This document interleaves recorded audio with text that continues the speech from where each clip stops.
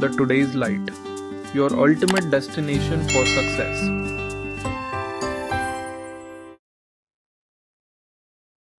Hello everyone, সবাইকে স্বাগত জানাই আমাদের ইউটিউব চ্যানেলে। এতক্ষণে আমরা সবাই জেনে গেছি যে ওয়েস্ট বেঙ্গল এবং কলকাতা পুলিশের এসআই আর কনস্টেবলের ভ্যাকেন্সির এক্সাম ডেট কিন্তু প্রকাশিত হয়ে গেছে। ওয়েস্ট বেঙ্গল পুলিশের এসআইয়ের ডেট আছে 12/10/2025। কলকাতা পুলিশ এসআইয়ের ডেট আছে কিন্তু 15/10/2025।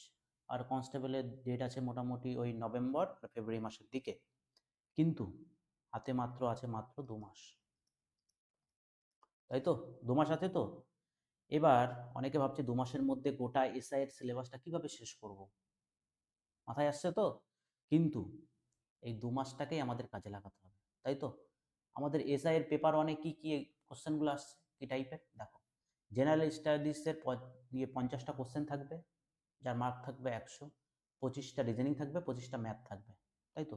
এবার দেখো, এখানে এই যে 25টা রিজনিং, 25টা ম্যাথ, 50 50 100, এই 100টাকে আমাদের ফুলফিল করতে হবে। দেখো, জিএসটা মোটামুটি অ্যাভারেজ সবারই প্রবলেম হয় হয়তো, কিন্তু এই দুটোকে স্ট্রং করতে হবে আমাদের। কোন দুটোকে? না, রিজনিং আর ম্যাথ।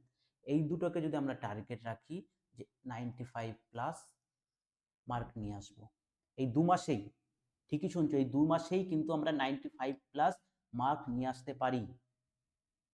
আর জেনারেল স্টাডিজের যেসব আমাদের পড়তে হবে, না প্রিভিয়াস ইয়ারে কোন কোন টপিকগুলো থেকে কোশ্চিন আসছিল সেগুলো আমরা প্রথমে সলভ করতে বসবো। এখন যদি তুমি চিন্তা করো যে প্রথমে ইতিহাস শেষ করব, তারপর পলিটি শেষ করব, তারপর জিওগ্রাফি শেষ করব, সম্ভব নয়। ততদিনে 2 মাস পার হয়ে যাবে, এক্সাম শেষ। তাহলে কিন্তু আমি পেপার ওয়ানটা ক্লিয়ার করতে পারবো না। আমার এই পেপার ওয়ানটাকে ক্লিয়ার করলেই কিন্তু আমি মেইনসে বসতে পারবো। তাহলে আমার এখন টার্গেট শুধু একটাই, ডাব্লিউবিপি এসআই আর কেপিএসআই এর পেপার ওয়ানটাকে ক্লিয়ার করা, তাই তো? তার জন্য এই যে ডাব্লিউবিপি এসআই আর কেপিএসআই এর আগে যেসব কাট অফ এসেছে সেই কাট অফ ভুলে যাও। এইবার কিন্তু কাট অফ প্রত্যেকে মিনিমাম হলো 20 থেকে 25 নাম্বার বেশি যাবে, মিনিমাম।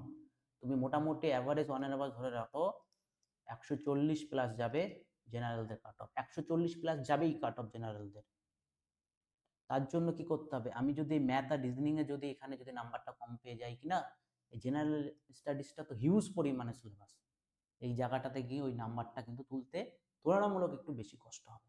কিন্তু অতি সহজেই আমরা এই রিজনিং আর ম্যাথ থেকে যদি নাম্বারটা কভার করতে পারি, এই জায়গাটা হালকা করে একটু যদি ভালো করে সাইডগুলো, যাদের জিএসটা ভালো করে শেষ করা নেই, তারাও যদি একটু মেইন টপিকগুলো ফলো করে যায়, কারেন্ট অ্যাফেয়ার্সটা একটু ভালো করে দেখে যায়, তারা কিন্তু অনায়াসেই পেপার ওয়ানটা ক্লিয়ার করে দিতে পারবে।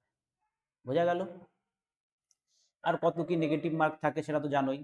প্রতিটা ভুল প্রশ্নের জন্য 0.25 মার্ক করে কাটা যাবে, আর বাদ বাকি তো সব জানাই আছে, তাই তো? এই কনস্টেবলের ক্ষেত্রেও দেখো, কনস্টেবলও বেশি দূরে নেই কিন্তু। এটা হবে তোমার অক্টোবর মাসে, নভেম্বর মাসে কনস্টেবলের এক্সাম, তাই তো? কনস্টেবলেও দেখো ম্যাথ আর রিজনিং এ কিন্তু 50 মার্ক আছে, 50 মার্ক। 85 মার্কের মধ্যে 50 মার্ক আছে ম্যাথ আর রিজনিং এ, তাই তো? আর এখানেও আছে 35 মার্ক, যেটা ইংলিশটা আছে পেপার, মানে কনস্টেবলের তো একটাই এক্সাম। জেনারেল স্টাডিজ আছে 25, আর ইংলিশ আছে 10। তাহলে দেখো এই ম্যাথ আর রিজনিং এ কিন্তু 50 মার্ক রয়েছে। তাহলে এসআই রয়েছে আমার কত, ম্যাথ আর রিজনিং এ 100, আর কনস্টেবলে রয়েছে 50। তাহলে ম্যাথ আর রিজনিং এর উপরে কিন্তু তোমার কনস্টেবল এসআই বলো অনেকটা নির্ভর করছে সিলেকশনের। সেই জন্য এই 2 মাস যে টাইমটা তোমাদের হাতে থাকবে সেটাকে ভালো করে কাজে লাগাতে হবে। তার জন্য কি করতে হবে, ডেইলি করতে হবে প্র্যাকটিস।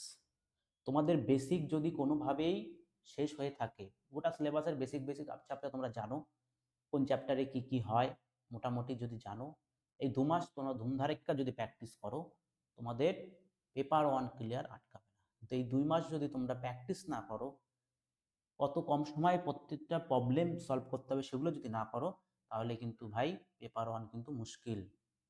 সত্যিটা মেনে নাও, পেপার ওয়ান কিন্তু মুশকিল, প্রিলিমস ক্লিয়ার হবে না। এই 2 মাস ভালো করে প্র্যাকটিস করতে হবে। যদি তোমরা এই 2 মাস ঠিকঠাক করে খাটো, অবশ্যই তোমরা তোমাদের প্রিলিমস ক্লিয়ার হয়ে যাবে, এবং এই খাটাটাই তোমাদের কাজে লাগবে মেইনসে।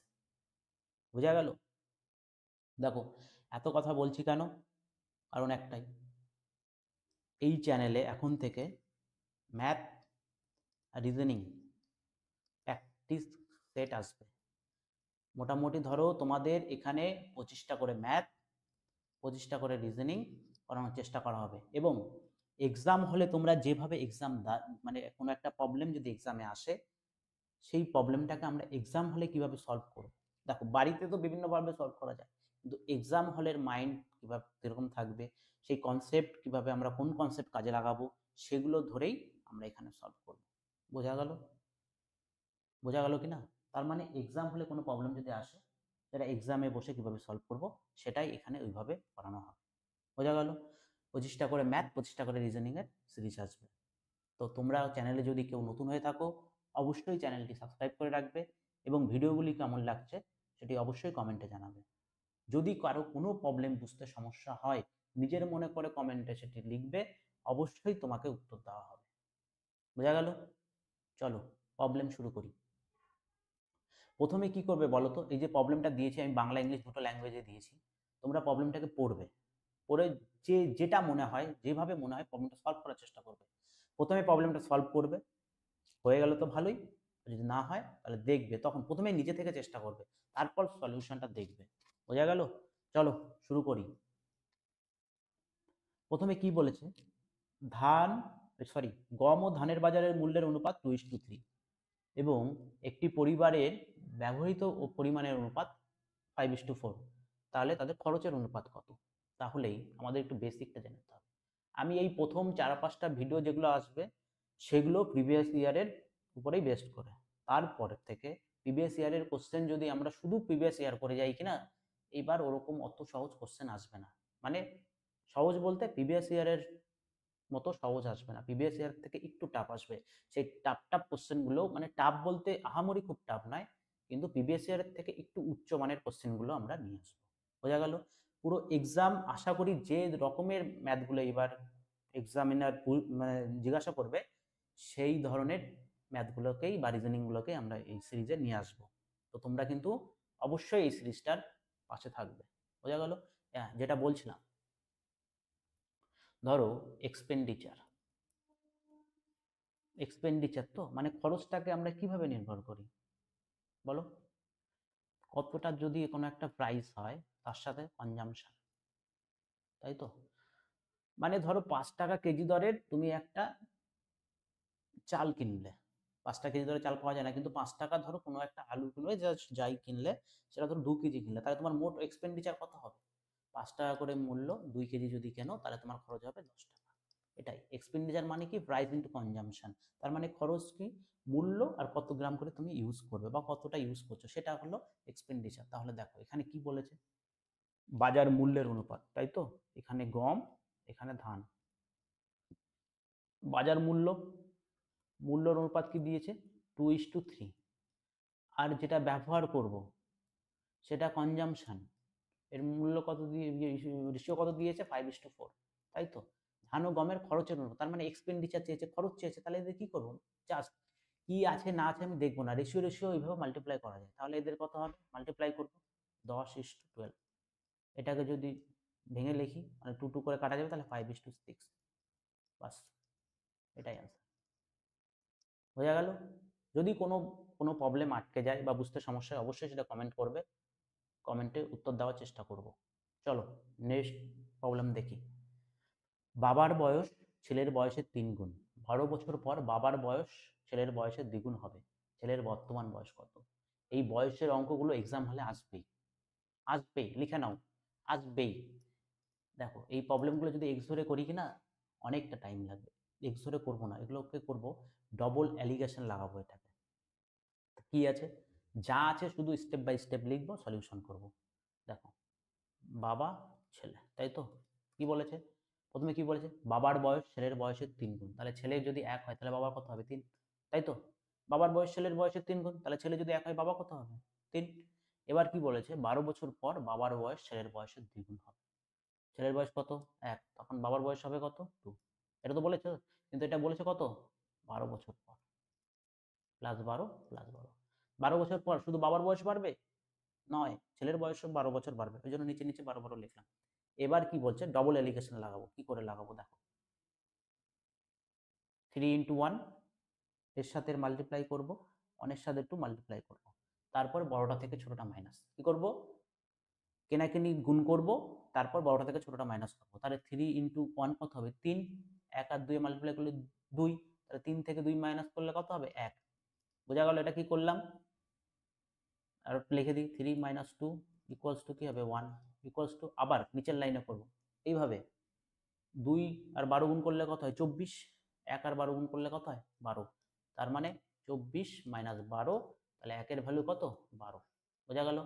এই যে যে ভ্যালুটা বেরালো, এই 1 বেরাক বা অন্য প্রবলেমে যাই বেরাবে, এটা কিন্তু আমার এই ফার্স্ট রেশিওতেই ইউজ করব, এই প্রথম রেশিওতেই ইউজ করব। তাহলে 1 এর ভ্যালু কত 12, এই 1 এর ভ্যালুটা কত বলো 12, তাই তো? তাহলে ছেলের বর্তমান বয়সের কত? তাহলে ছেলের বর্তমান বয়স কত 12 বছর, বাস খতম। বোঝা গেল কিনা? এই ডবল অ্যালিগেশনটা লাগাবো। এবার ধরো কোনো একটা প্রবলেমে যদি বলে দেয় যে 15 টাকার একটা জিনিস, 20 টাকার একটা জিনিস, ঠিক আছে, এদের অ্যাভারেজ মূল্য দিয়ে দিয়েছে তোমাকে 18 টাকা, তাহলে কি অনুপাতে মেশাতে হবে, এই তখনই হলো অ্যালিগেশনটাকে ইউজ করব। তার মানে ধরো একটা কে আর একটা কে, একটা কে এর দাম 15 টাকা আর একটা কে এর দাম 20 টাকা, ঠিক আছে, এবার সরি, একটা কে টাইপের জিনিস আছে সেটা 15 টাকা করে, আর একটা কে টাইপের জিনিস আছে 20 টাকা করে। এবার এদের মিক্সচারটাকে কিভাবে মেশালে 18 টাকার মতো আসবে, একটা রেশিওতে তো মেশাতে হবে, তারপরে তো 18 আসবে। তাহলে এটাকে কি করবো, এদিক থেকে এটাকে মাইনাস করব, আর এদিক থেকে এটা মাইনাস করবো, তাহলে 20 থেকে 18 মাইনাস করলে কত 2, আর 18 থেকে 15 মাইনাস করলে কত 3। এই অনুপাতে যদি মেশাই 15 আর 20 টাকা জিনিসটাকে, তাহলে কিন্তু 18 টাকা পেয়ে যাবো। এটাকেই বলা হচ্ছে অ্যালিগেশন। এই অ্যালিগেশনটাকে এটাকে যেমন সিঙ্গেল ইউজ করছি, সিঙ্গেল অ্যালিগেশন ইউজ করলাম, এরকমই এখানে এখানে আর কি ডবল অ্যালিগেশন ইউজ করছি। এবার এক্স ধরে যদি এই প্রবলেমগুলো করতে যাই তাহলে কিন্তু টাইম বেশি লাগবে, এক্সাম হলে কিন্তু এত টাইম আমরা পাবো না, তার জন্য এই ডবল এলিগেশনটাকে ইউজ করবো। বোঝা গেল? চলো পরের প্রবলেম দেখি। নিম্নলিখিত সংখ্যাগুলির চতুর্থ সমানুপাতিক নির্ণয় করো। এবার চতুর্থ সমানুপাতিকের ফর্মুলা কি জানি, কি হয় a is to b, c is to d যদি হয়, এখানে ডিটা কি চতুর্থ সমানুপাতিক, তো তাহলে এই দুটোকে কি করতে হবে মাল্টিপ্লাই বাই এটা, তাহলে d is equals to কি b into c by a, তাই তো? এখানে b আর c কত 1/6 ইন্টু 1/9 বাই 1/3, একবারেই যদি ডিভাইডটাকে উল্টে দিই তাহলে কত হবে 3, তাহলে 3 দিয়ে কাটে দেবো কত হবে 3, তাহলে 1/18, এটাই হবে অ্যান্সার। বাস, অপশন বি ইজ কারেক্ট। বোঝা গেল? এবার এখানে তো চতুর্থ সমানুপাতিক চেয়েছে, এক্সাম হলে যেটা চাইবে মিন প্রপোর্শনাল বা মধ্য সমানুপাতিক।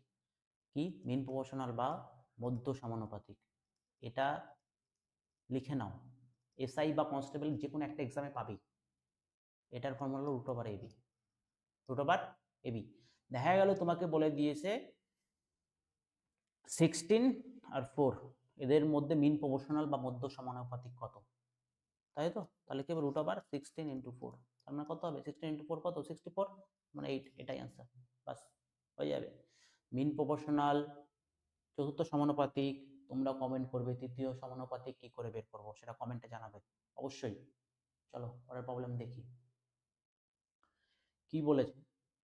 এ এবং বি একটি কাজ যথাক্রমে 10 এবং 15 দিনে করতে পারে। এ একা 4 দিনে কাজ করার পর বি 5 দিন কাজ করে, এরপর সি বাকি কাজটা 8 দিনে শেষ করে, তাহলে তারা একসাথে কাজটি করলে কত দিনে শেষ হবে, তাই তো? এটা টাইম অ্যান্ড ওয়ার্কের প্রবলেম।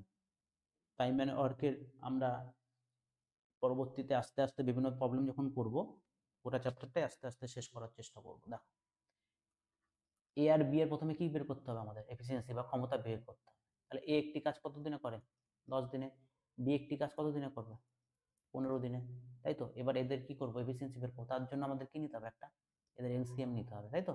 এলসিএম মানে লসাগু নিতে হবে, তাহলে এদের এলসিএম কত 30, তাহলে বি এর এফিসিয়েন্সি কত 2 আর এফিসিয়েন্সি কত 3, জাস্ট ভাগ করে দিলাম, যেটা ভাগ করে পাবো সেটাই হলো এফিসিয়েন্সি। এফিসিয়েন্সি মানে কাজ করার ক্ষমতা, তাই তো? এবার কি বলেছে এ একা 4 দিন কাজ করার পর বি 5 দিন কাজ করে, তাহলে এ একা যদি কাজ করে 4 দিন তাহলে কত করবে, একদিনে 3 করে, 4 দিনে কত করবে 12 ইউনিট। বোঝা গেল তো? বি কত করছে 5 দিন কাজ করলো, তাহলে কত 2 ইন্টু 5, তার মানে 10 দিন। তাহলে এই কাজটা হয়ে গেছে, তাহলে কত ইউনিট কাজ হয়েছে 22 ইউনিট কাজ আমার হয়ে গেছে। এ করেছে 4 দিন, বি করেছে 5 দিন, সিঙ্গেল সিঙ্গেল কাজ করে ওরা 22 ইউনিট কাজ করে দিয়েছে।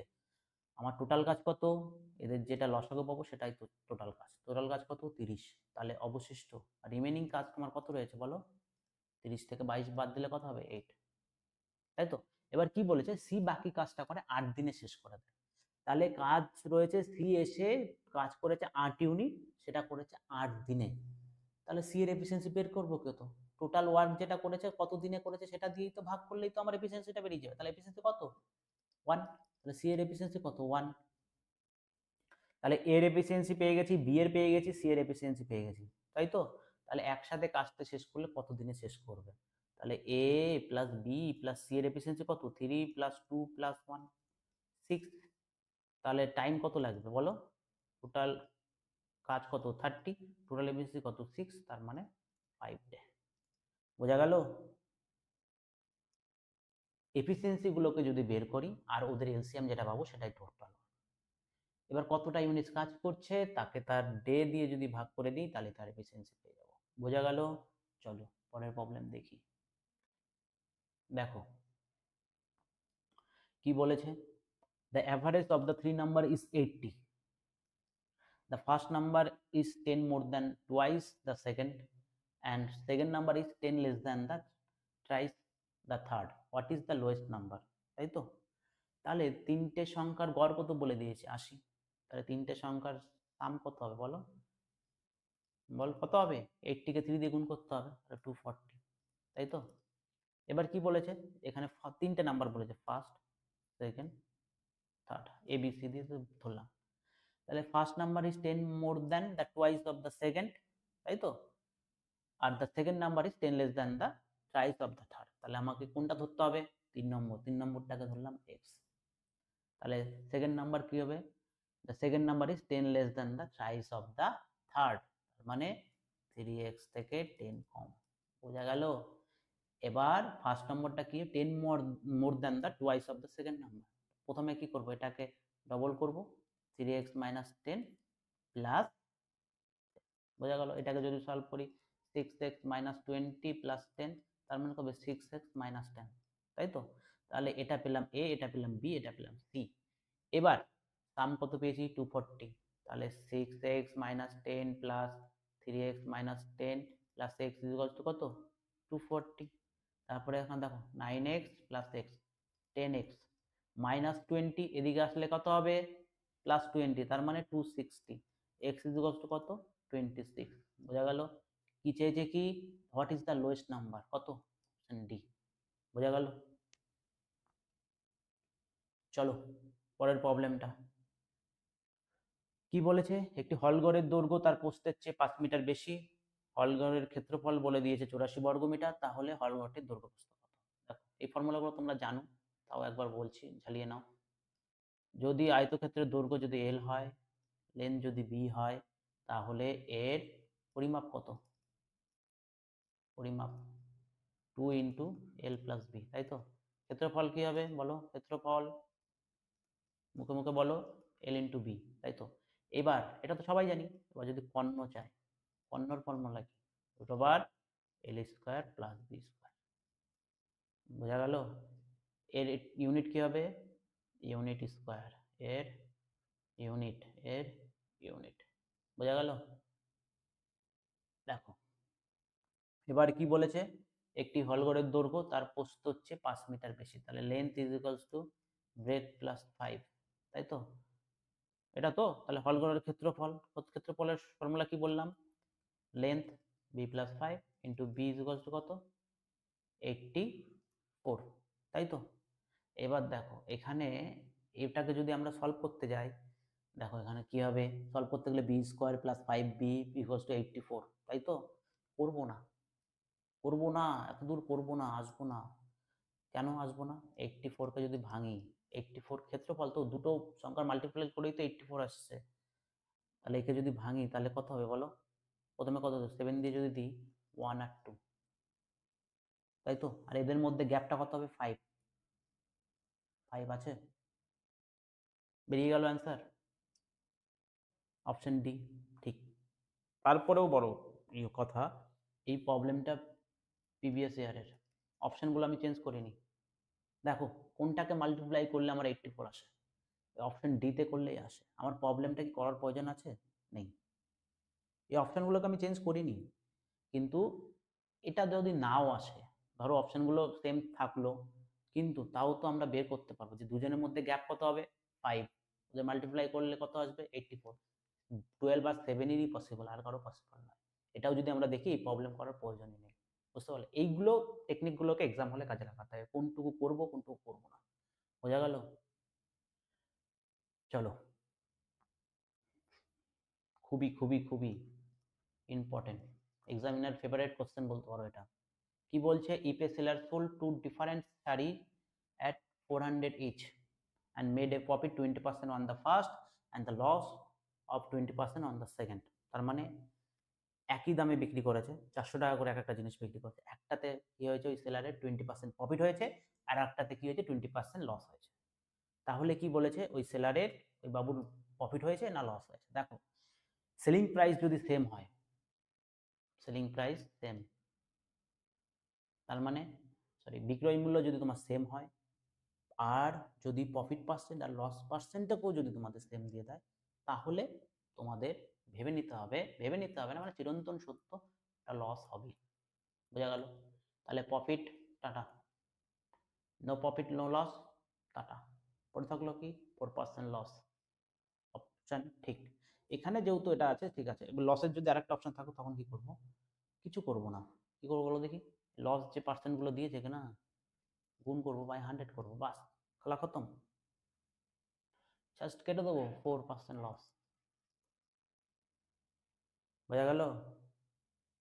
বোঝা গেল? সেলিং প্রাইস যদি সেম হয়, আর ওদের প্রফিট পার্সেন্ট আর লস প্রাইস যদি সেম হয়, তাহলে কি করতে হবে? ওদের লস তো হবেই, আর ওটা ক্যালকুলেশন করবো 20 মাল্টিপ্লাই 20/100, মানে যে প্রফিট পার্সেন্ট আর লস পার্সেন্ট দুটো দিয়ে দেবে বাই 100, বা ওই x²/100। এক্স ইকুয়ালস টু এখানে কি, profit percent equals to loss percent. বোঝা গেল? ভালো করে বুঝবে কিন্তু, এই প্রবলেমটা খুবই ইম্পর্টেন্ট প্রবলেম। না বুঝতে পারলে কমেন্টে বলবে, পরের দিন কমেন্টে রিপ্লাই দিয়ে দেবো, বা পরের দিন বলে দেবো। চলো, নেক্সট প্রবলেম কি বলেছে দেখো।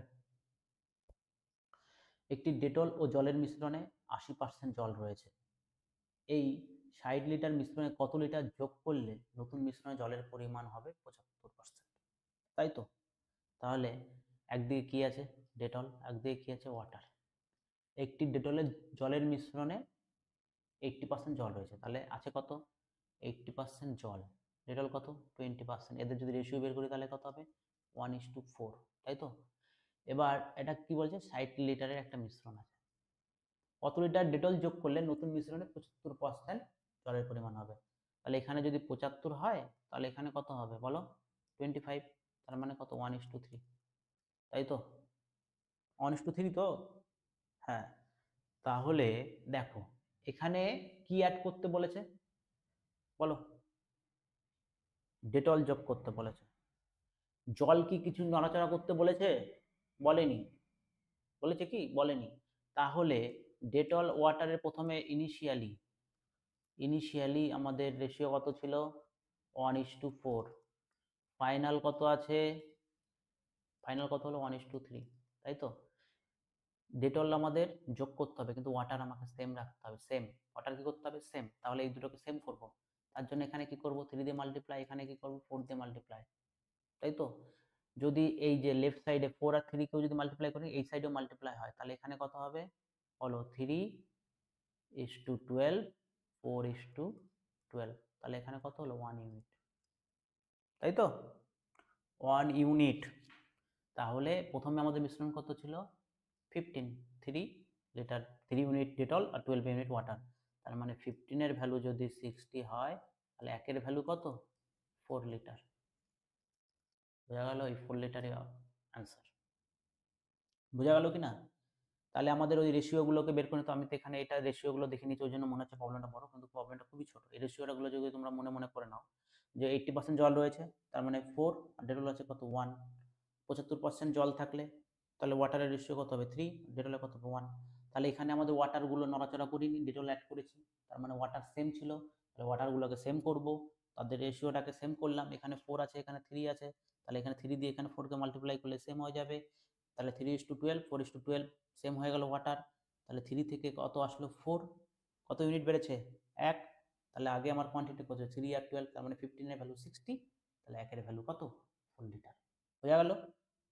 খুবই সহজ। চলো এই পরের প্রবলেমটা দেখো কি বলেছে। একটি প্ল্যাটফর্মে দাঁড়িয়ে থাকা একজন ব্যক্তি দেখেন যে একটি এক্সপ্রেস ট্রেন 15 সেকেন্ডে তাকে অতিক্রম করে।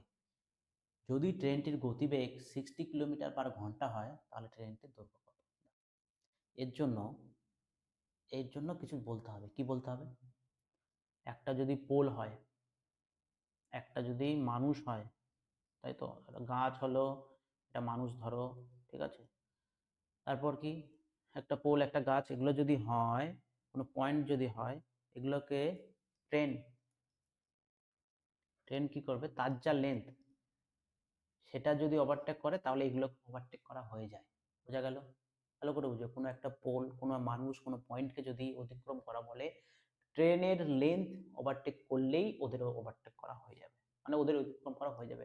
এবার যদি তোমাকে যদি কোনো একটা প্ল্যাটফর্ম, কোনো একটা ব্রিজ, তাহলে এবার কি করতে হবে, এদের যে লেন্থটা এটা যদি L2 হয় তাহলে টোটাল লেন্থ কতটা অতিক্রম করতে হবে ওই ট্রেনটাকে, বলো। ট্রেনের যে লেনটা সেটা তো অতিক্রম করতেই হবে, প্লাস এই ব্রিজ এদের লেন্থটাকেও কিন্তু টোটাল লেন্থটা এটাই অতিক্রম করলেই তাহলেই ওদের ওভারটেক করতে পারবে। বোঝা গেল? তাহলে কোনো কোনো মানুষ যদি বলে তাহলে ট্রেনটার লেন্থই ওভারটেক করবে, কোনো ব্রিজ, কোনো প্ল্যাটফর্ম যদি বলে তাহলে প্ল্যাটফর্ম বা ব্রিজের মানে লেন্থটাও আমাদের ট্রেনের সাথে অ্যাড হয়ে যাবে। বোঝা গেল? এবার কি বলেছে, একটি প্ল্যাটফর্মে দাঁড়িয়ে থাকা একজন ব্যক্তি দেখেন যে একটি এক্সপ্রেস ট্রেন 15 সেকেন্ডে তাকে অতিক্রম করে। তাহলে 15 সেকেন্ডে অতিক্রম করে তো, তাহলে ট্রেনটার দৈর্ঘ্যই সে অতিক্রম করেছে। গতিবেগ কত ছিল 60 কিলোমিটার পার ঘন্টা। দেখো এখানে কিন্তু ইউনিটের ব্যাপার আছে, এখানে কত দিয়েছে 60 কিলোমিটার পার ঘন্টা, আর এখানে আছে কত 15 সেকেন্ড। এবার কিলোমিটার পার আওয়ার থেকে যদি আমরা মিটার পার সেকেন্ডে যাই কি করতে হবে বলো দেখি, 5/18 দিয়ে মাল্টিপ্লাই করতে হবে। আর যদি মিটার পার সেকেন্ড থেকে যদি কিলোমিটার পার আওয়ারে যাই আমাদের 18/5 দিয়ে মাল্টিপ্লাই করতে হবে। বোঝা গেল? এটা তোমাদের মনে রাখতেই হবে, এই ইউনিট চেঞ্জটা মনে রাখতেই হবে। কি মনে রাখতে হবে, যে না, যদি কিলোমিটার পার আওয়ার থেকে যদি আমরা মিটার পার সেকেন্ডে যাই তাহলে 5/18 দিয়ে মাল্টিপ্লাই করব, আর যদি মিটার পার সেকেন্ড থেকে কিলোমিটার পার আওয়ারে যাই তাহলে 18/5 দিয়ে মাল্টিপ্লাই করব। বোঝা গেল? তাহলে এখানে কিসে আছে 15 সেকেন্ড, তাহলে আমাদের কি লাগবে, এই 16 কিলোমিটার পার আওয়ারটাকে আমাদের কি করতে হবে, মিটার পার সেকেন্ডে নিয়ে আসতে হবে। তাহলে 60 ইন্টু কত দিয়ে করবো 5/18। মনে রাখবো কি করে, দেখো কিলোমিটার পার আওয়ার থেকে মিটার পার সেকেন্ডে যাব, তার মানে কিলোমিটার তো বড়, তো মিটার পার সেকেন্ডটা ছোট, তাহলে বড় থেকে যখন ছোটতে আসবো তাহলে উপরে ছোট ইন্টু 5/18। বোঝা গেল? আবার যখন ছোট থেকে বড়তে যাব তখন 18/5 দিয়ে মাল্টিপ্লাই করবো। বোঝা গেল? তাহলে 16/5 ইন্টু 5/18 ইন্টু 15, এটা যদি করি, সরি, তাহলে হয়ে যাবে ইন্টু 15। তাহলে এবার কি করবো, কাটাকাটি করব, 3 দিয়ে কাটবো একে 6, 3 দিয়ে কাটবো 5, 6 দিয়ে কাটবো 10, তাহলে কত হবে 250 মিটার। বোঝা গেল? দেখো এই কিলোমিটার পার আওয়ার থেকে মিটার পার সেকেন্ড, এই কনসেপ্টটা বুঝে রাখবে, এই কনসেপ্টটাও বুঝে রাখবে। দেখো এই প্রথম আমি একটু এই প্রবলেমগুলোর সাথে বেসিকগুলো একটু বলে দিচ্ছি, যাদের এই বেসিকগুলো বোঝা হয়ে গেছে বা জানো তাদের কাছে একটু বোরিং লাগতে পারে, কিন্তু একটু অ্যাডজাস্ট করে নেবে। চলো পরের প্রবলেমটা দেখি কি বলেছে। বার্ষিক কত চক্রবৃদ্ধি সুদের হারে 10,000 টাকা 2 বছরে 12,100 টাকা হবে, তাই তো। এবার 2 বছর বলেছে, তো 2 বছর যদি বলে তাহলে কি করবো বলো দেখি, আমাদের প্রিন্সিপাল ছিল কত 10,000, অ্যামাউন্ট হয়েছে কত 12,100। 2 বছর বলেছে, কিচ্ছু করবো না, জাস্ট স্কোয়ার রুট। এখান থেকে রেশিও আমরা বের করে স্কোয়ার রুট করতে পারি, রেশিও আগে করে নিই, থামো আগে রেশিওটা যদি করে নিই আরো বেশি বুঝতে সুবিধা হবে। সরি, দেখো প্রথমে যদি এখানে কত আছে 10,000 121, দুটো শূন্য, দুটো শূন্য, দুটো শূন্য কেটে দিলাম, তাহলে পড়ে থাকলো কি 100, 121। যেহেতু 2 বছর বলেছে জাস্ট স্কোয়ার রুট করে দেবো। তাহলে এখানে কত ছিল 10, এখানে 11। কত বেড়েছে কততে 10-এ, তাহলে 100-তে কত, বাস কত পার্সেন্ট, 10%। খেলা খতম, অপশন বি রাইট। বোঝা গেল? এটা করলাম। এই যে রেশিওগুলো তো তোমাদের লিখে লিখে করতে হবে না, তোমরা দেখে দেখবে জাস্ট এখানে কত আছে 10,000, এখানে 12,100, তাহলে দুটো দুটো শূন্য কেটে গেল, তাহলে 100 আর 121, আর 100 স্কোয়ার রুট 10, 121-এর কত 11 জানি, তাহলে এক বাড়ছে 10-এ, 100-তে কত 10%, বাস হয়ে গেল। বোঝা গেল কি না? চলো পরের প্রবলেম দেখি। কি বলেছে, দুটি সংখ্যার গসাগু হলো 32 এবং লসাগু হলো 1760, ছোট সংখ্যাটি কত? এই প্রবলেমটা করার জন্য তোমাদের টাইম দিলাম মাত্র 30 সেকেন্ড, করো।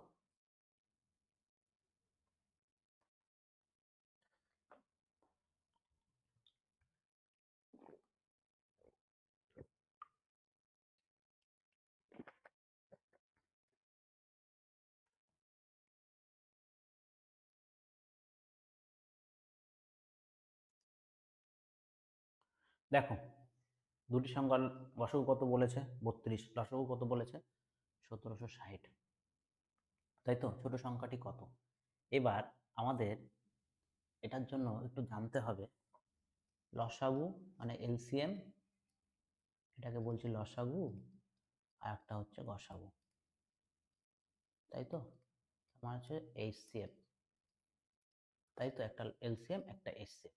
এবার আমরা কি জানি, LCM into HCF equals to product of two number, তাই তো? এবার কোনো একটা ধরো তোমার নাম্বার দিয়ে দিয়েছে 15 আর 30, তাই তো?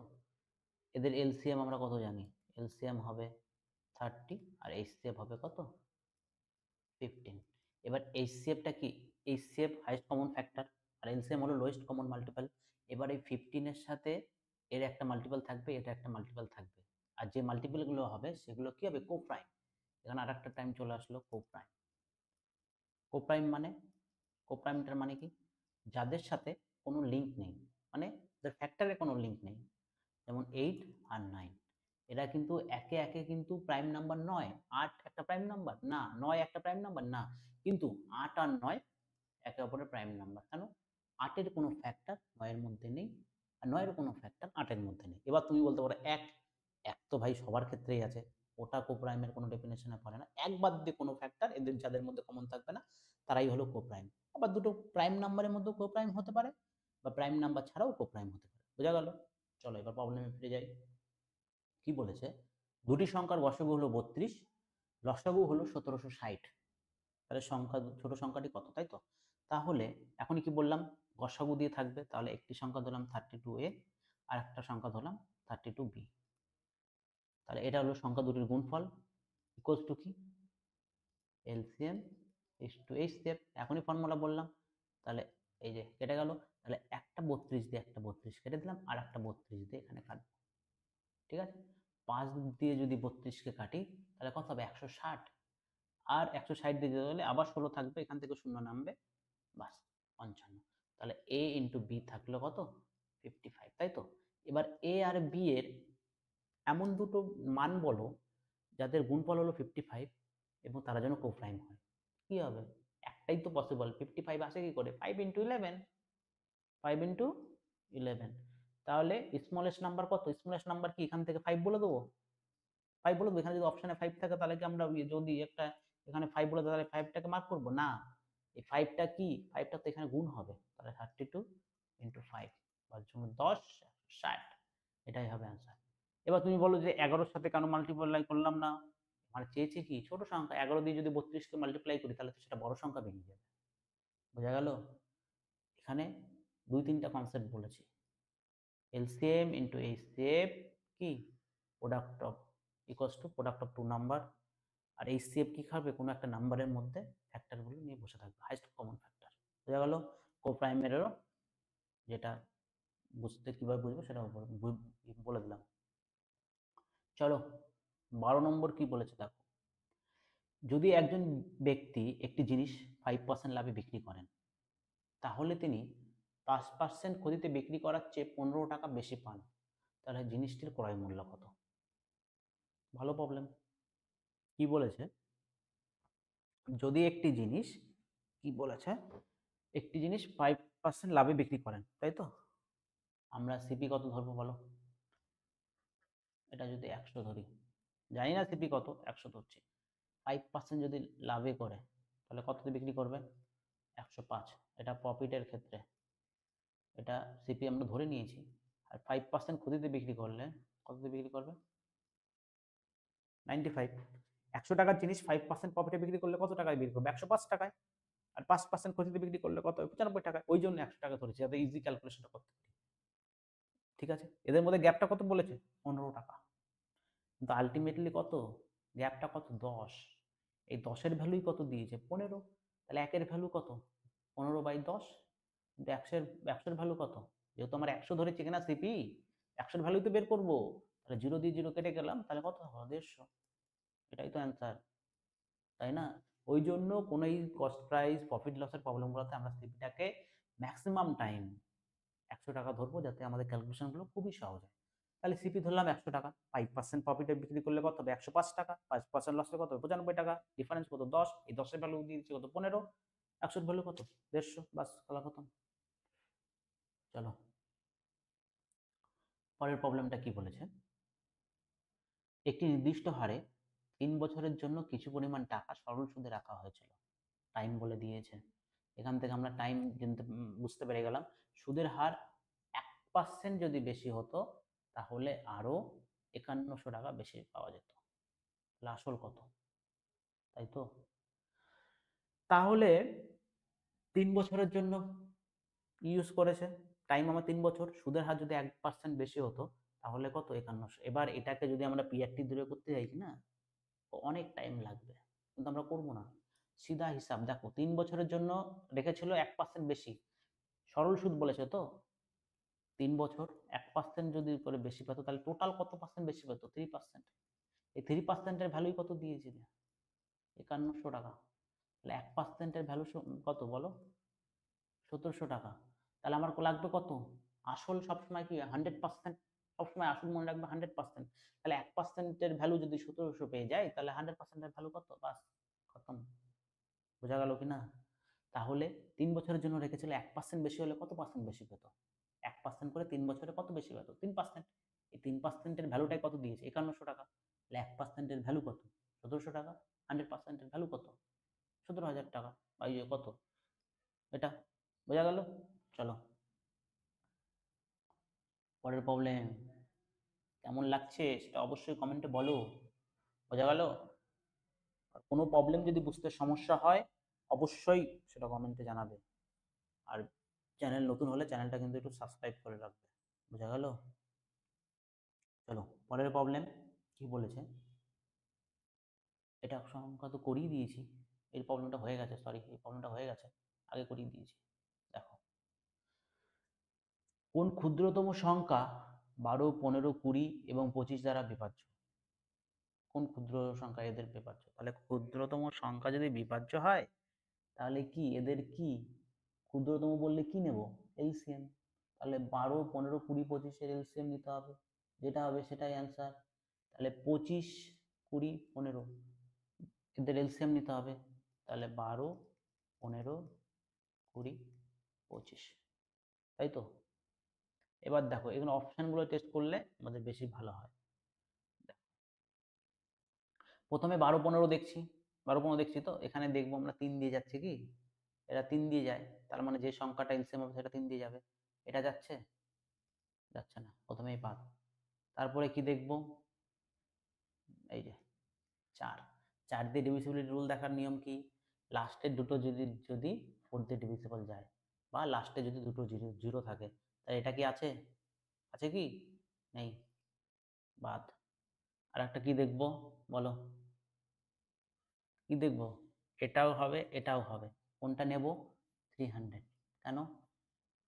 ক্ষুদ্রতম সংখ্যা বলেছে। যারা এলসিএম করবে তাদের জন্য তো ভালোই, এখানে ডাটাটা খুব সহজ আছে, ওই জন্য এলসিএম করলেও কোনো সমস্যা নেই। বুঝতে পারলে? এক মিনিট।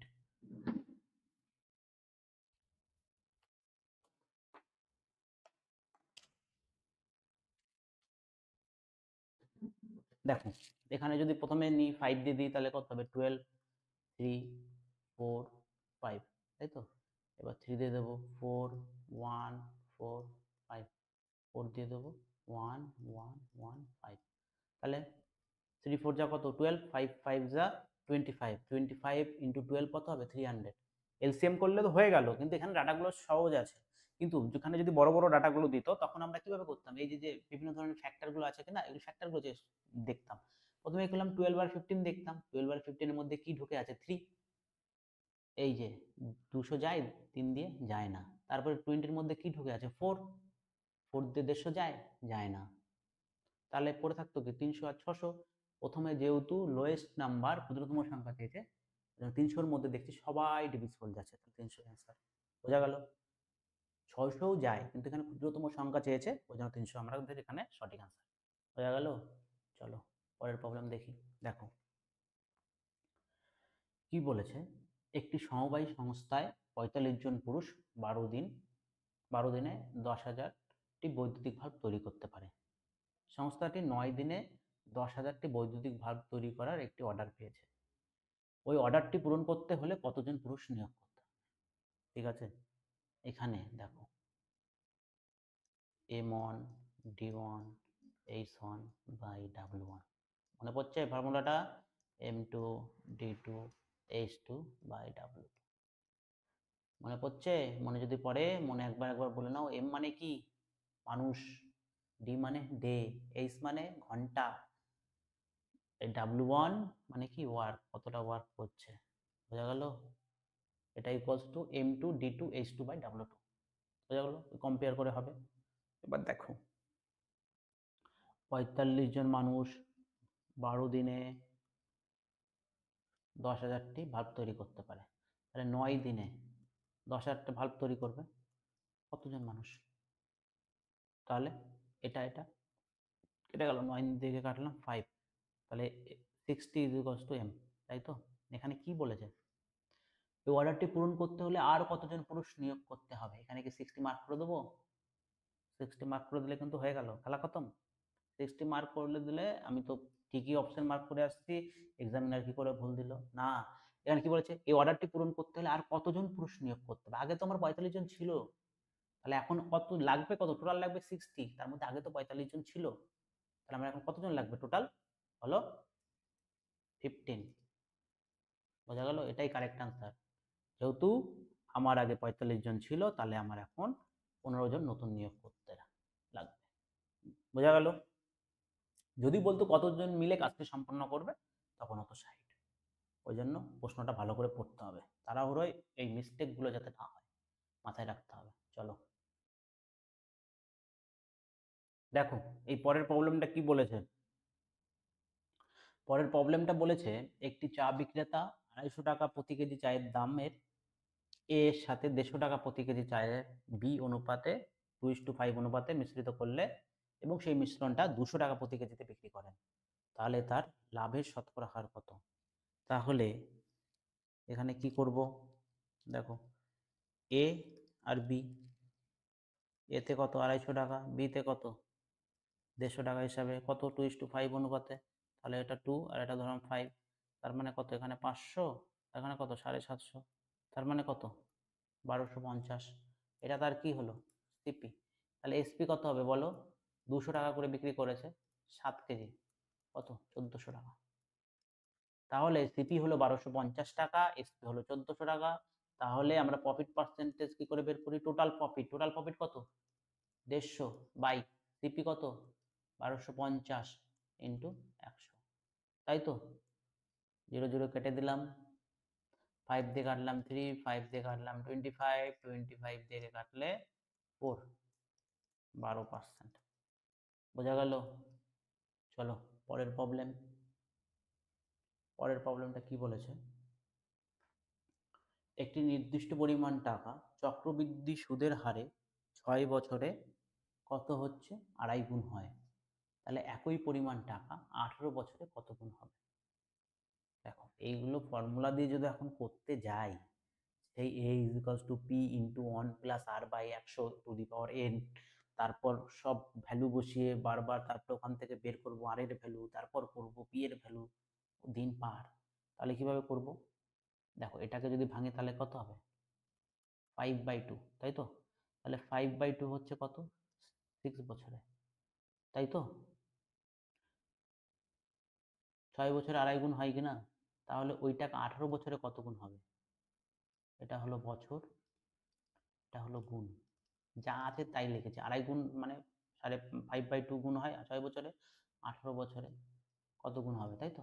মাল্টিপ্লাই কত হচ্ছে? 3। এদিকে কি করব? মাল্টিপ্লাই 3, তাহলে কত হবে? 15/2, তাই তো? তাই? আরে তাই? সেটা তো নয়। এটা করলে হবে? হবে না, কারণ এখানে 3 টাইমস বলেছে তো, তাহলে 3 টাইমসকে কি করতে হবে আমাদের? 3 টাইমস মাল্টিপ্লাই করতে হবে। বোঝা গেল? এখানে এই ভুলটা করলে হবে না। যেহেতু বছরের সাথে 3 গুণ করে দিলাম, গুণের সাথে 3 গুণ করে দিলাম, বাস 15/2, 15/2 দেখলাম, মার্ক করলাম, বেরিয়ে গেলাম। অপশন ভুল, নাম্বার তো পেয়ে যাব। হবে না, এই 5/2টাকে 3 টাইমস মাল্টিপ্লাই করতে হবে। তাহলে কত হবে? 125/8, এটা আনসার। বোঝা গেল? চলো, কি বলেছে? যদি দুটি স্টেশনের মধ্যে ভ্রমণের সময় 20% কমানো হয়, তাহলে ট্রেনটির গতিবেগ কত শতাংশ বাড়তে হবে? দেখো, এই এক ধরনের প্রবলেম আছে না, প্রাইস বেড়ে গেল 20%, 20% প্রাইস বেড়ে গেছে, এবার সংসারের এক্সপেন্ডিচারটাকে সেম রাখবে, তাহলে তার কনজাম্পশনটা কত পার্সেন্ট কমাতে হবে, তাই তো? Same problem. একটু আগেই বললাম এক্সপেন্ডিচার ইজ ইকুয়ালস টু কি? প্রাইস ইন্টু কনজাম্পশন, তাই তো?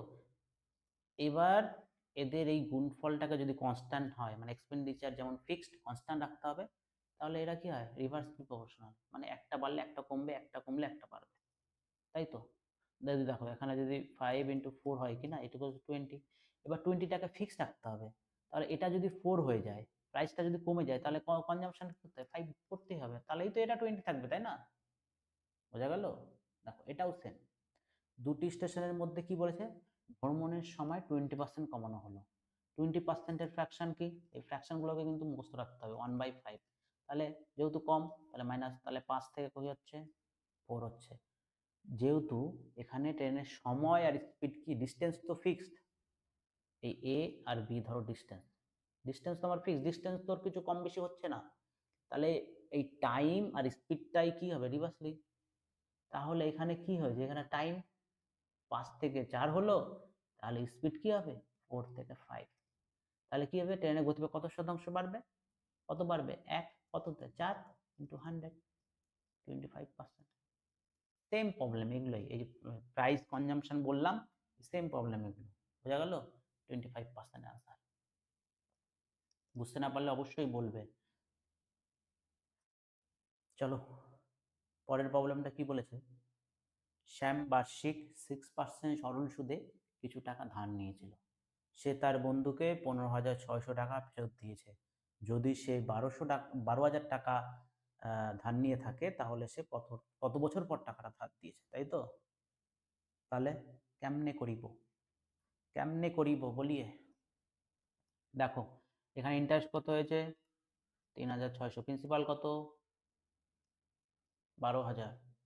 পি 80/100। ফর্মুলা মনে আছে তো সবার? এগুলো ফর্মুলা ভুললে কিন্তু অন্যায়, খুবই অন্যায়। তারপরে হয়ে গেল।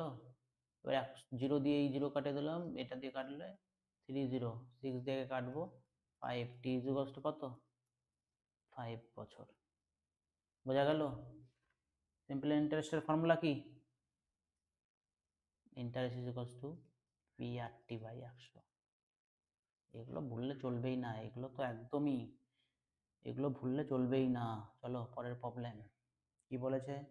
500 জনের সৈন্যদলের জন্য 24 দিনের খাবার মজুদ ছিল, তবে 300 জন নতুন সৈন্যদল এসে যোগ দিলে ওই খাবার কতদিন চলবে? তাই তো? তাহলে 500 জনের খাবার কতদিনের জন্য চলতো? বলো। 500 জন খাবারের সৈন্যদল, ওই যে M1H1 যেটা করলাম কি না, ওই টাইপেরই প্রবলেম এগুলো। ঠিক আছে, তাহলে 500 জনের খাবার যদি 24 দিন চলে, তাহলে আমাদের কতজনের নতুন সৈন্য আছে? কত? 800 জন এসে যোগ দিলে ওই খাবার কতদিন চলবে বলো? কতদিন চলবে? কি করবো এবার? কাটাকাটি করবো। 0 0 0 0 কেটে দেবো, 8 থেকে কাটবো 3, তাহলে ডে ইজ ইকুয়ালস টু কত? 15। এবার কতদিন চলবে? 15 দিন।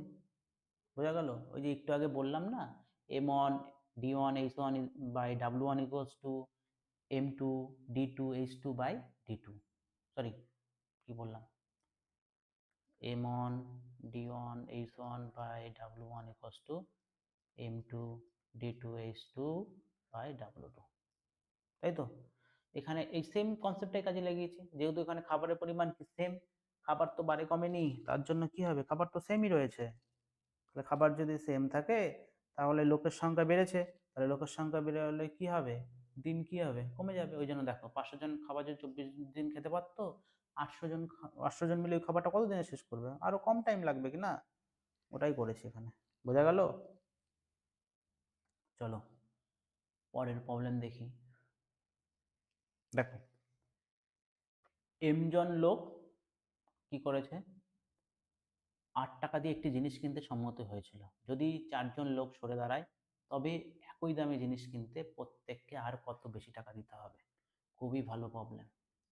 প্রবলেমটা ভালো করে পড়ো, 30 সেকেন্ড টাইম দিলাম, পরে নিজেরা সলভ করার চেষ্টা করো।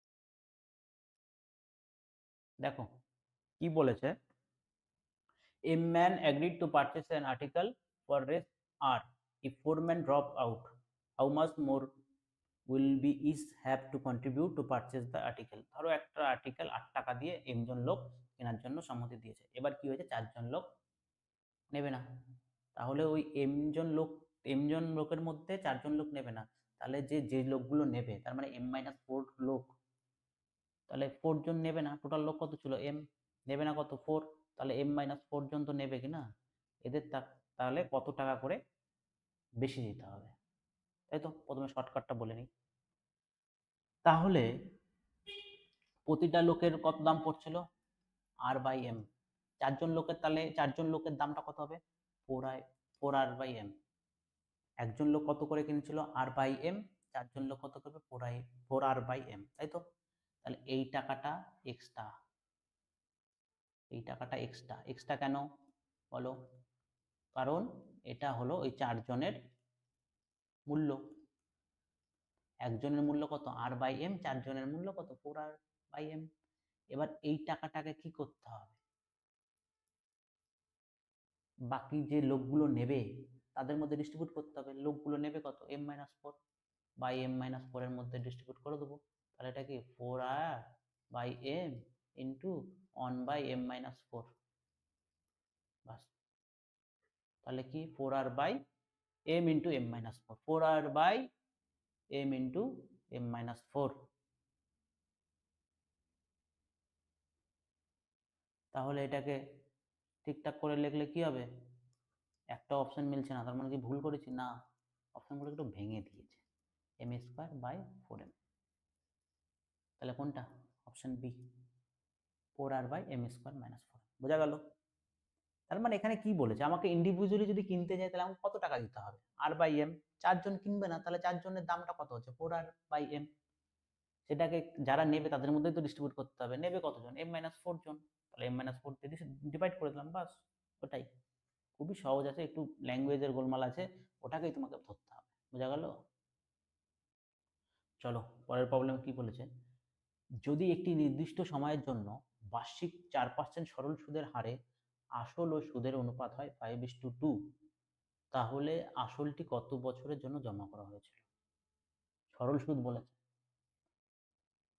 আর কত বলে দিয়েছে? 4%, তাই তো? তাহলে আসল আর সুদের অনুপাত দিয়ে দিয়েছে 5:2। এবার এগুলাকে যদি আমরা ধরি, ধরো এটাকে 2x ধরলাম সুদ, ইন্টারেস্ট, ফর্মুলা কি? Interest equals to PRT/100। দেখো প্রথম এই ফর্মুলাগুলো আমি লিখছি, কিন্তু এরপরে কিন্তু এগুলো ফর্মুলা লেখাটা বৃথা হয়ে যাবে, কারণ এগুলোকে আমাদের প্রত্যেকদিন বলছি বলে মাথায় একটু রাখবে, আস্তে আস্তে এগুলো যেন মুখে মুখে সব হয়ে যায়। তাহলে ইন্টারেস্ট কত? 2x, আসল কত? 5x, আর কত? 4t আমাদের বের করতে হবে বাই 100, তাই তো? এক্স এক্স কাটা, এক্স এক্স না লিখলেও হতো, এক্স এক্স এমনি কেটে যাবে। 5 দেখে কাটবো 24, দেখে কাটবো 5, তাহলে টি ইজ ইকুয়ালস টু কত? 10 বছর। বোঝা গেল? চলো পরের প্রবলেম দেখো, যদি একটি রাস্তায় 3/10 অংশ 45 কিমি হয়, তাহলে ওই রাস্তার 2/5 অংশের দৈর্ঘ্য। খুবই সহজ। এই ইংলিশ লেখাটা একটু গোলমাল আছে, হ্যাঁ, এটাকে ইগনোর করো। 3/10 অংশের ভ্যালু কত?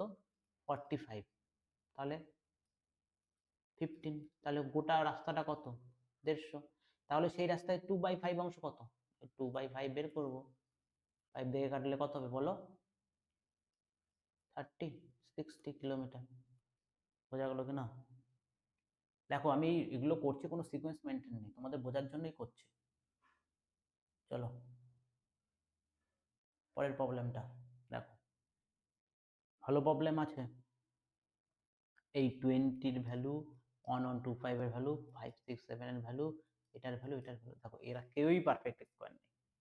আছে কি? পারফেক্ট স্কোয়ার নয়, কিন্তু এগুলোকে আমাদের ঢং করে লিখতে হবে। ঢং করে মানে যাতে একটু কাটাকাটি কোনো ফর্মুলায় ফেলতে পারি। তাহলে 20-কে কি লিখতে পারি? 20-র মধ্যে কি আছে? 20-র মধ্যে কি আছে বলো? 20-র মধ্যে কি আছে? √4 × 5, তাই তো? তাহলে 4টা বাইরে আসলে কত? 2√5 লিখতে পারি তো? তাহলে এটাকে কি লিখতে পারি? এটা কি লিখতে পারি? 2√5 প্লাস 1125 কে কি লিখতে পারি? তাহলে কি করব? 1125, তাই তো? এটাকে যদি 25 দিয়ে দিই তাহলে কত হবে? 4, 5, তাই তো? 5 দিয়ে দিলে 9, তাহলে √25 × 5 × 9, তাই তো? দেখো কিভাবে করছি। 9 থাকলে বাইরে কি আসবে? 3, 25 আছে, তাহলে বাইরে কত আসবে? 5, তাহলে এখান থেকে কি পড়ে থাকলো? 5, তাহলে 15√5। বোঝা গেল? তাহলে এটাকে কি লিখতে পারি? 15√5। কিভাবে লিখছি পাশে করে দেখাচ্ছি, কিন্তু এগুলো মাথায় রাখবে। মাইনাস, এবার কি বলেছে? 5, 6, 7 এর বের করতে হবে। তাহলে 5, 6, 7 এর কি করতে হবে? ফ্যাক্টর বের করতে হবে। 5, 6, 7, তাই তো? তাহলে এটা কি 9 দিয়ে যায়? 9 দিয়ে দিলে কত হবে? 6, 6 নং 54, 3, আবার 9 দিয়ে যাবে 7 নং 63, তাহলে 9 × 9 × 7, তাই তো? তাহলে 9, 9 দুটো আছে, একটা বেরিয়ে গেল 7, মাইনাস 9√7। এটা হলো এই পোর্শনটা। এটা হলো কোন পোর্শনটা? এই পোর্শনটার ভ্যালু এটা লিখে দিয়েছি। ইনটু কি হবে? ইনটু দিয়ে কি লেখা আছে? সরি, ইনটু দিয়ে আছে, এটা মিটিয়ে দিই। দেখো এখানে কি আছে? 500, 500 কে কি লিখতে পারি? এরকম ভাবেই যদি আমরা বের করি, এটা করছি না। 10√5, 245 কে কি লিখতে পারি? 49 × 5, 49 × 5 এর ভ্যালুই হলো 245, তাহলে 49 এর জন্য কি আসবে? 7√5 প্লাস 9√7, এটাকে কালে লিখতে হবে না, এটা করে দেওয়াই আছে, বাস। এবার দেখো কিছু মনে হচ্ছে? কিছু মনে হচ্ছে? দেখো এই দুটোকে যোগ করলে কত হবে? 17√5। এই লাইনে কিন্তু বুঝে যাওয়ার কথা ছিল কি ফর্মুলায় পড়বে। এখানে 17√5 প্লাস 9√7। দেখো এদের তো ক্যালকুলেশন করতে গেলে তো দিন শেষ, কিন্তু এই ফর্মুলাটা তো আসবে না। ফর্মুলাটা কি বলো? এ স্কোয়ার মাইনাস বি স্কোয়ারের ফর্মুলা কি? a plus B into A minus B. চেনা চেনা লাগছে? কি চেনা চেনা লাগছে তো? a minus B into A plus B, A plus B into A minus B, চেনা চেনা লাগছে? এদের ফর্মুলা কি? A square minus B square, A square minus B square. তাহলে এটা কি হবে ফর্মুলা দিয়ে? 17√5 তার হোল স্কোয়ার মাইনাস 9√7 তার হোল স্কোয়ার। তাহলে 17 এর স্কোয়ার কত? 289 ইন্টু 5 মাইনাস 9 এর স্কোয়ার 81 ইন্টু 7, তাই তো? এবার গুণ করলে কত হবে? 5 9 45, সাথে আমার 4, 5 8 40, 8 4 44, সাথে আমার 4, 7 7 7, 7 8 56, মাইনাস করলে কত হবে? 8। আর করবো না, বাস খতম। এই লাইনটা থেকে হতো 5 9 45, 5 থাকলো আর 7 1 7, ইউনিট ডিজিট থেকে মাইনাস করলে ইউনিট ডিজিট কত আসবে? 8। 878 অ্যান্সার। বোঝা গেল? তাহলে এখানেই কিন্তু আজকে আমাদের 25টা প্রবলেম শেষ হলো। প্রবলেমগুলো কেমন লাগলো অবশ্যই সেটা কমেন্টে জানাবে, এবং তোমাদের যদি কোনো সমস্যা হয় সেটিও তোমরা কমেন্টে বলবে। আর চ্যানেলে যারা নতুন অবশ্যই তোমরা চ্যানেলটা কিন্তু সাবস্ক্রাইব করে রাখবে। তাহলে আজকের মতো টাটা, দেখা হচ্ছে আরেকটি নতুন কোনো ভিডিওতে। Thank you.